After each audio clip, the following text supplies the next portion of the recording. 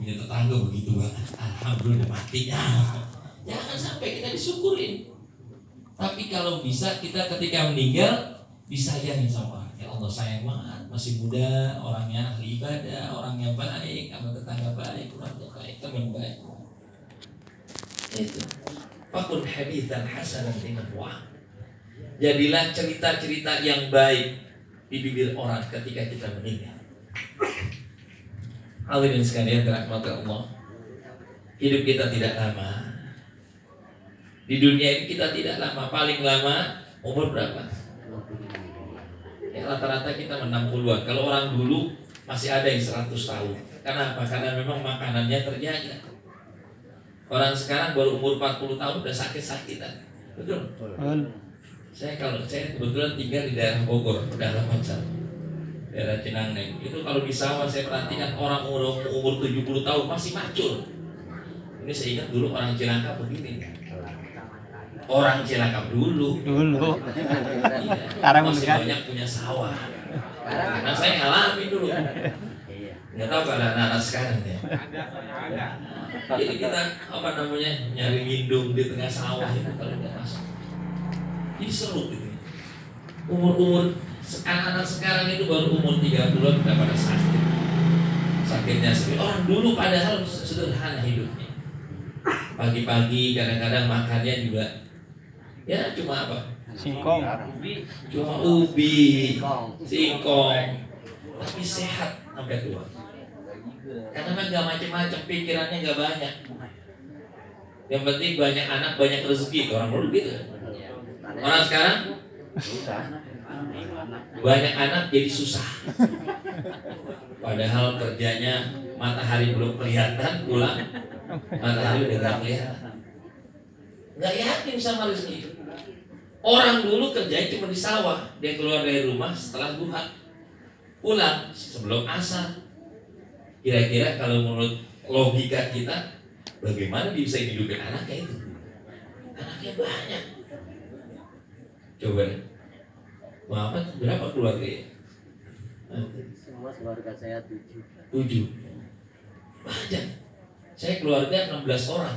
Kebanyakan lagi. Banyak kita. Karena kita lebih tua orang tua kita. 16 orang tapi yang ada cuma 8. Sekarang tinggal sisa 7 orang. Orang-orang dulu itu luar biasa, keyakinannya kepada Allah luar biasa. Makanya ketika meninggal yang diceritakan, wah, beliau heran. Karena keyakinan, maka anaknya juga pada jadi kan begitu orang dulu. Orang sekarang ngurusin 2 anak aja dibatasin, 2 anak cukup itu juga keleleran. Masih nyuruh membantu. Kalau nggak punya bisa membantu, orang tuanya disuruh jadi pembantu.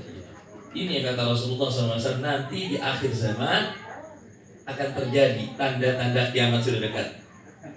Antadal amatu rabbataha. Banyak nanti perempuan-perempuan melahirkan calon, yang dilahirkan itu calon tuannya. Banyak sekarang orang gitu. Jadi dia punya anak, lahir, anaknya diserahin ke orang tua. Ini kan sama saja. Kalau anaknya sakit dimarahin orang tuanya. Bahaya. Maka kembali, kalau kita melihat kehidupan orang-orang dulu, suksesnya orang-orang tua kita dulu itu bukan karena hebatnya mereka manage keuangan, tapi suksesnya mereka adalah karena kedekatan dia kepada Allah Subhanahu wa Ta'ala.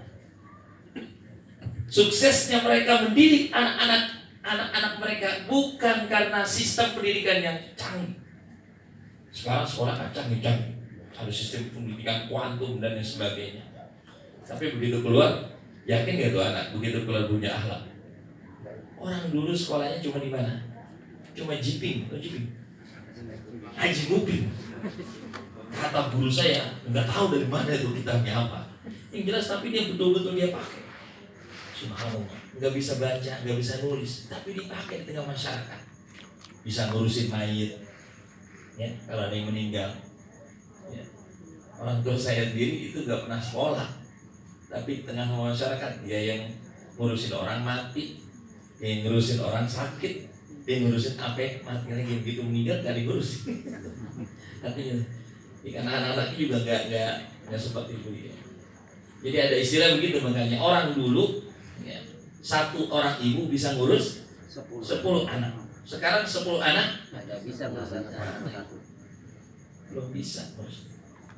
Kita belajar pada orang-orang tua kita belajar kepada yang sudah meninggal. Ya mudah-mudahan almarhum Bang Haji Mukmi ya Bang Mukmi. Iya, Pak Mugni. Dia Ismail. Ismail mudah-mudahan dicatat oleh Allah Subhanahu wa taala.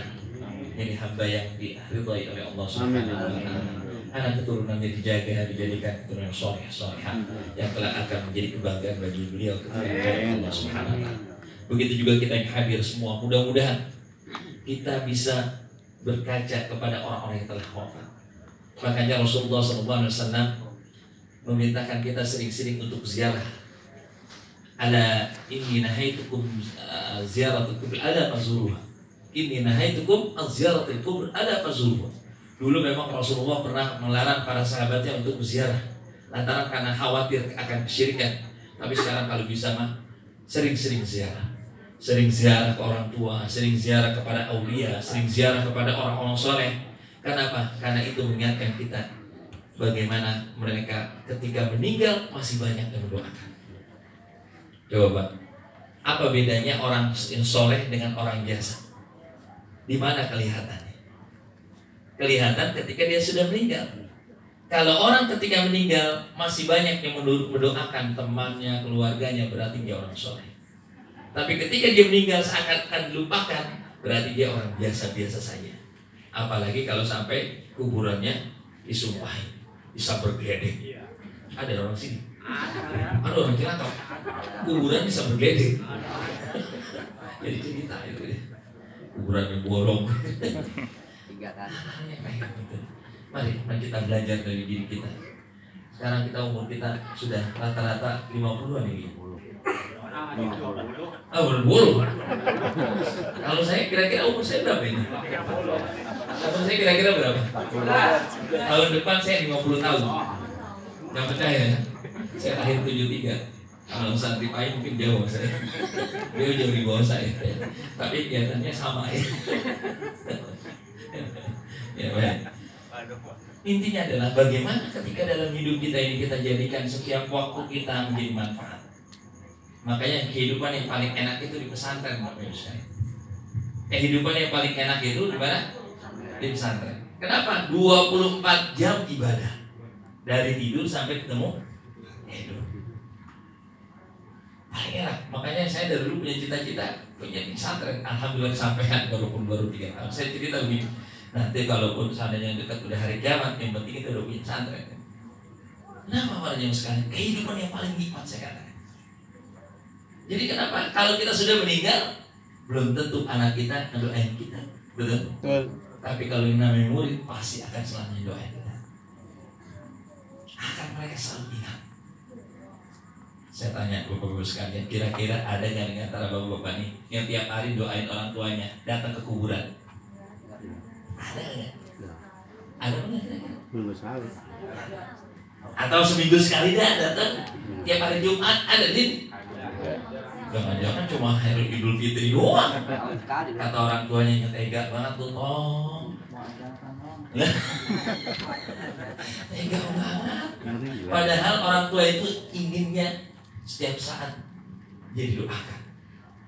Ya, didoakan. Kenapa? Setiap kali didoakan maka akan semakin diangkat derajatnya, diangkat ya.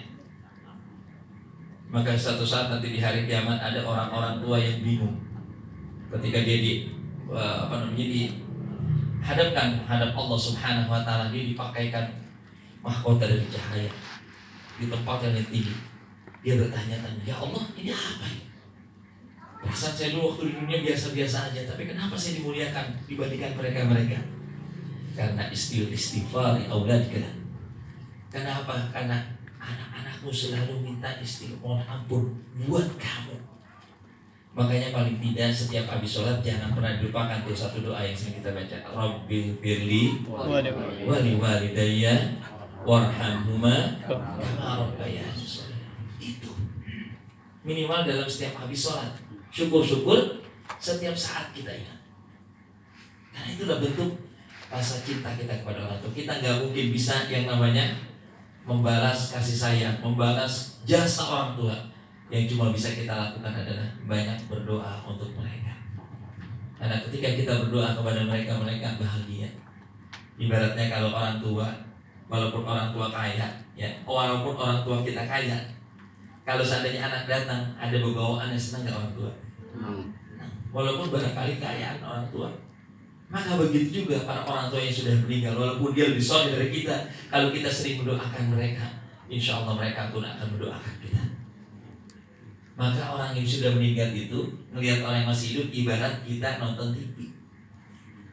Kita melihat TV, kira-kira kita bisa komentar nggak kalau di TV? Enggak. Tapi di TV bisa melihat kita nggak? Bisa. Makanya begitu, kita ini masih dalam TV. Orang-orang sudah meninggal ibaratnya sedang nonton kita. Mereka punya keinginan agar supaya anak keturunan itu menjadi anak keturunan soleh. Makanya Bapak Ibu sekalian, dari sekarang jangan pernah kita tinggalkan majelis-majelis ilmu, pengajian-pengajian. Ya jangan sampai kenal masjidnya waktu diumumkan inna lillahi wa inna ilaihi raji'un. Telah berpulang ke rahmatullah fulan bin fulan. Disolatkan di masjid, kata masjid gue nggak kenal lu. Jadi ketika datang orang melayat juga karena kagak enak ya. Bagaimana kita berusaha dari sekarang kita jadikan hidup kita ini manfaat, minimal buat diri kita sendiri, buat keluarga. Walaupun kita orang bodoh, walaupun kita awam, paling tidak kita menjadi contoh di tengah-tengah masyarakat kita. Ya, di tengah-tengah masyarakat kenapa nanti orang akan berbicara setelah mati kita. Tadi saya sampaikan innamal mar'u haditsun ba'da. Innamal mar'u haditsun ba'dahu fakun haditsan hasanan liman wa'a. Jadikan cerita kita nanti ini cerita baik di mulut orang. Bukan berarti kita pengen nyari dipuji orang, bukan. Tapi kita ingin agar supaya ini menjadi percontohan. Karena kebaikan itu akan dirindukan dimanapun dan kapan. Dimanapun yang namanya kebaikan itu selalu dirindukan oleh orang. Sebaliknya kejahatan dimanapun dan kapanpun oleh siapapun pasti akan dibenci orang. Kira-kira kalau ada penjahat, kemudian anaknya diganggu, dia senang nggak? Ada penjahat, anaknya diganggu, istrinya diganggu, marah nggak dia? Sebaliknya ada orang jahat, anaknya atau keluarganya ditolongin, kira-kira dia nolongin orang itu nggak? Satu-satu. Siapapun pada intinya mencintai kebenaran, mencintai kebaikan, maka tanamlah kebaikan sebanyak-banyaknya. Kenapa? Karena kebaikan itu cepat atau lambat pasti akan berbuah. Itulah yang diajarkan oleh baginda Rasulullah SAW. Rasulullah SAW senantiasa mewasiatkan kepada para sahabatnya untuk terus berbuat kebaikan demi kebaikan. Karena kebaikan itu tidak akan pernah putus sampai kapanpun. Sebaiknya keburukan dimanapun pasti akan dibenci oleh orang. Kalau kita punya tetangga, mohon maaf, ya, tukang judi, mohon maaf, kena narkoba, kira-kira keluarga kita atau tetangga ngakuin apa enggak itu? Pasti masuk di TV, si Fulan masuk penjara atau kena narkoba kasus. Kira-kira tetangga bangga nggak? Diam-diam pasti. Coba ketika ada orang berprestasi, wah itu tetangga saya, padahal bukan saudaranya, bangga jadi tetangganya. Atau itu teman saya dulu waktu permainan, bangga. Artinya apa? Kebaikan itu dirindukan. Maka jadikan setiap waktu kita untuk melakukan kebaikan dimanapun kita berada, dengan lisan, dengan pandangan, dengan pendengaran, dengan perbuatan, hatta dengan doa-doa kita. Setiap kali ada orang lewat, ada orang punya lewat dengan motornya, alhamdulillah, ya, mudah-mudahan diberikan kesehatan oleh Allah Subhanahu wa Ta'ala. Ketemu tetangga, apalagi ibu-ibu biasanya kalau ketemu apa aja omongin, ya kok, cuma itu emang begitu. Itu kalau ibu-ibu senang banget ya. Makanya ibu sekalian, Bapak Ibu dan Ibu yang dirahmati Allah Subhanahu wa Ta'ala, sebelum kita meninggal, mari kita dengar apa yang Allah pesankan kepada kita. A'udzubillahi minasyaitonirrajim. Bismillahirrahmanirrahim. Ya ayyuhalladzina amanu taqullaha wal tanzur nafsum ma qaddamat lighad. Lihat apa yang sudah kalian perbuat untuk hari esok. Untuk hari esok. Wattaqullah, dan takwalah kalian kepada Allah. Kuncinya hanya ketakwaan. Kuncinya hanya ketakwaan. Innallaha khabirum bima ta'malun. Kan takwa itu kita takut sama Allah. Takutnya bukan siapa-siapa. Dimanapun kita berada, kita merasa diawasi oleh Allah. Itulah kunci ketakwaan. Kita melangkah, kita keluar rumah, kita jalan, kita ke tempat bekerja, semua ada yang mengawasi, yaitu Allah Subhanahu wa Ta'ala. Makanya berusaha untuk senantiasa ngajak bicara kepada Allah dimanapun dan kemanapun kita berada. Kita mau jalan, ya Allah, saya mau pergi ke tempat kerja, berikan kami keselamatan, berikan kami. Minimal ingat dengan baca Bismillahirrahmanirrahim. Bahkan Rasulullah SAW mengajarkan kita untuk minta garam sama Allah. Ibu ya, minta garam, kalau nggak ada garam jangan minta sama laki, tapi minta sama siapa? Itu Rasulullah aja. Tidak ada kalau jamaah tabligh biasanya kan begitu ya. Ketika lagi makan bersama-sama tuh di nampan, nggak boleh minta sama panitia walaupun nanti dibagi, tapi minta ya Allah ini kurang dagingnya. Minta sama Allah. Diajarkan bagaimana kita biasa senantiasa kita berdialog kepada Allah Subhanahu wa Ta'ala. Itu positif, hal-hal positif dari jamaah kalau begitu luar biasa. Terus minta kepada Allah dimanapun. Insya Allah kalau kita sudah minta kepada Allah apapun yang kita inginkan, dari hal yang paling kecil, Allah akan pilihkan kita yang terbaik. Dulu ketika kita mau menikah, kira-kira minta nggak sama Allah? Kadang-kadang kita karena nafsu ya. Pokoknya walaupun bagaimana saya harus menikah sama dia. Orang tua katanya bilang jangan tolong sama dia, orang kurang baik. Enggak, pokoknya dia udah paling udah nikah. Lama katanya ketahuan jeleknya tuh. Gue bilang juga apa? Iya nyo, abis dulu pengen mati. Iya, udah terjadi mau apa lagi? Coba minta kepada Allah. Makanya disuruh istighfar. Tentu istighfar itu bukan hanya dalam ketika kita memilih sesuatu, harusnya di setiap kali kita melakukan perbuatan. Minta sholat hajat kepada Allah. Ya Allah, hari ini saya ada hajat besar. Ya Allah, saya punya ini. Saya ingin menikahkan anak. Saya ingin menyekolahkan anak. Ya Allah, duit kurang. Itu. Saya jujur saja bikin pesantren itu saya nggak punya duit. Saya nggak punya duit. Saya cuma modal yakin kepada Allah. Ya, yakin bahwasanya Allah Subhanahu Wa Taala maha kaya. Kalau kita minta sama manusia, semakin kita minta makin jauh ya. Kita punya temen nih orang kaya, asal kita punya kebutuhan minjem sama dia. Besok minta sama dia. Lama-kelamaan lari dia. Jauh. Itu manusia, semakin diminta akan semakin. Tapi Allah Subhanahu Wa Taala semakin diminta semakin senang. Semakin diminta semakin kita setiap apapun yang kita lakukan minta sama Allah, Allah semakin senang. Allah semakin senang kepada hambanya yang suka minta. Ya Allah, hari ini saya pengen makan pagi, makan nasi uduk, minta. Ya Allah, hari ini saya pengen masak apa ya ibu? Masak daging. Daging apa? Daging jengkol. Jengkol mahal ya di sini. Jengkol berapa sekarang? 60.000. Kalau di sana saya masih 18.000 gitu ya. Kalau mau nyari jengkol sama ya, dijualnya di Jakarta. Jadi jualan jengkol tuh. Terus kalian rahmat Allah. Jadi sebetulnya hidup itu mudah kalau kita ingin memudahkan. Dan sebaliknya hidup itu akan terasa susah kalau kita menyusahkan. Kata Allah Subhanahu Wa Taala dalam hadis qudsi, ana inda dhanni abdi. Aku tergantung bagaimana si sahabatku itu berprasangka kepadaku. Kalau dia berprasangka kepadaku yang baik-baik, maka aku akan berikan selalu yang baik-baik. Tapi kalau dia selalu berprasangka buruk kepadaku, aku akan berikan apa yang dia prasangkakan kepadaku. Oleh sebab itu para jemaah sekalian, ini kesempatan kita masih diberikan oleh Allah kehidupan, kita dikasih umur panjang, sehat badan. Ya, kalau sudah meninggal kita udah nggak bisa ngapa-ngapain. Kita hanya bisa mengharap barangkali ada di keluarga kita, teman kita, saudara-saudara kita, siapapun yang kenal kita, mendoakan kita. Itu. Kalau di alam kubur masih kita memang sudah nggak bisa nambah kebaikan, tapi kita masih bisa berharap dari kebaikan orang lain. Kalau di akhirat udah nggak bisa nambah, udah nggak bisa ditambah. Nah, mumpung masih dunia ini kesempatan masra'atul akhirah, tempat kita untuk mengais dan menanam. Mudah-mudahan nanti Allah Subhanahu wa taala akan catat kita menjadi para kekasih kasihnya, walaupun kita bukan siapa-siapa.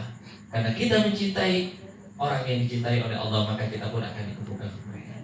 Makanya ada satu ungkapan yang indah dari Syekh Mutawalli, insyaallah, "Kun ma'allah fa in lam takun ma'allah fakun ma'aman ma'allah." Jadilah kalian selalu bersama Allah. Bagaimana cara bersama Allah? Tadi ajak dialog di setiap pergerakan kita. Fi sakanatina wa harakatina. Baik dalam kita dalam keadaan diam maupun kita dalam bergerak. Ajak bicara Allah Subhanahu wa taala. Fa in lam takun ma'allah, kalau kita belum bisa membiasakan itu, fakun ma'aman ma'allah, usahalah kalian untuk selalu dekat dengan orang-orang yang biasa melakukan itu. Siapa itu? Para aulia, para salihin. Apa sekarang ada? Banyak, dimanapun ada. Wama min ummatin illa khala fiha nadhir. Tidaklah aku jadikan satu kaum kecuali di tengah-tengah mereka pasti ada nadhir, orang yang mengingatkan, orang yang selalu dekat kepada Allah Subhanahu wa taala. Ya, makanya penting kita punya punya ikatan batin kepada Rasulullah SAW melalui orang-orang soleh. Orang-orang soleh selalu ada di setiap zaman. Cari, jangan puas. Nah, yang penting kita udah ngaji. Ya, akhirnya kita cuma jadi orang biasa. Tapi berusaha untuk menjadi yang luar biasa. Walaupun kita orang bodoh, tapi karena kita bergaul dengan orang yang luar biasa, maka nanti kita dikumpulkan kelak di yaumul qiyamah bersama mereka. Yuhsyarul mar'u ma'a man ahabba. Yuhsyarul mar'u ma'a man ahabba. Orang akan dikumpulkan bersama koloni. At-tuyuru ala ashkaliha taqwa. Kenapa? Karena burung itu selalu berterbangan bersama koloninya. Yang namanya burung burung alak-alak, kalau kita sebut elang ya, burung elang. Dulu kita di Betawi itu namanya burung alak-alak yang suka ngambilin anak ayam pitik. Dia selalu berterbangan bersama-sama temannya. Burung dara pasti yang burung dara. Maka begitu juga kalau kita ingin dikumpulkan oleh Allah kelak di yaumil qiyamah bersama orang-orang saleh, dari sekarang cari orang-orang saleh. Sebaliknya kalau kita senangnya sama orang-orang salah, nanti dikumpulkan dengan orang salah. Maka para jemaah sekalian, usikum wa nafsi bittaqwallah. Betapa indahnya kalau hidup kita selalu bersama mereka, karena mereka adalah orang-orang yang selalu sinyalnya nyambung kepada Allah Subhanahu wa taala. Maka ada doa dari Rasulullah SAW diajarkan kepada kita, Allahumma inna nas'aluka hubbaka wa hubba man yuhibbuka wal amal alladhi yuballighuni ila hubbik. Ya Allah, karuniakanlah aku rasa cinta kepadamu dan rasa cinta kepada orang-orang yang mencintaimu, serta rasa cinta kepada amalan-amalan, perbuatan-perbuatan yang menghantarkan aku bisa mencintaimu. Itu ada sebuah doa dari Rasulullah SAW. Mudah-mudahan sekali lagi kita berharap kita semua yang hadir pada malam hari ini dicatat oleh Allah, dikumpulkan oleh Allah kelak bersama para kekasih-kekasihnya. Karena cinta kita kepada mereka, apalagi kita dibacakan ya tawassul. Kenapa sih kebiasaan kita kalau ada kumpul begini selalu baca tawassul? Karena inda dzikris shalihin tatanazzalur rahmah.